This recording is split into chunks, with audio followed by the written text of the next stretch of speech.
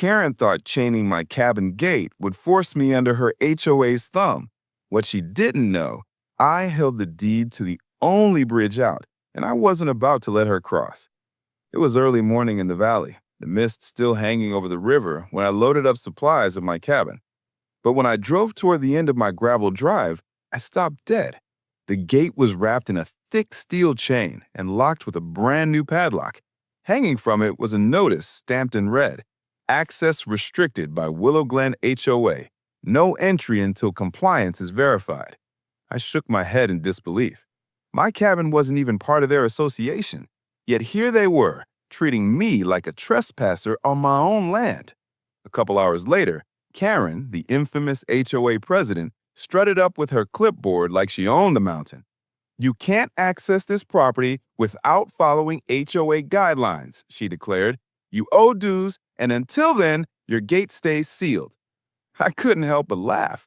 "Karen, you don't own this land. My cabin predates your HOA by 30 years. You can chain my gate all you want, but you just made the biggest mistake of your life." See, when I purchased the cabin, I also purchased the private bridge that spanned the river at the valley's edge.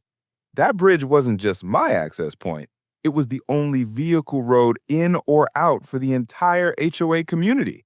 And yes, my name was on the deed.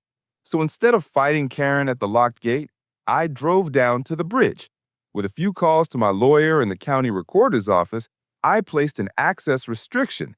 By the next morning, a heavy chain and lock were on that bridge, my bridge. When the sun rose, HOA families lined up with their cars, furious. Karen stormed to the front, waving papers and screaming, "You can't do this! You're holding us hostage!" I calmly held up the deed. "This bridge is private property. You sealed my gate, I sealed your road. Fair trade." Phones came out, threats flew, and eventually the sheriff was called.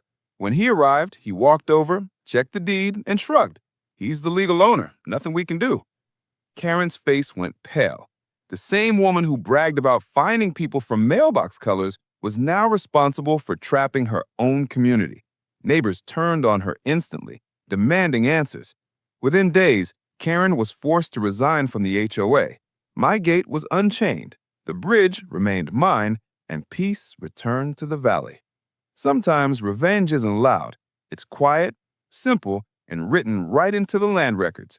Karen thought she had power with her clipboard and lock, but in the end, I held the only key that mattered: the bridge itself.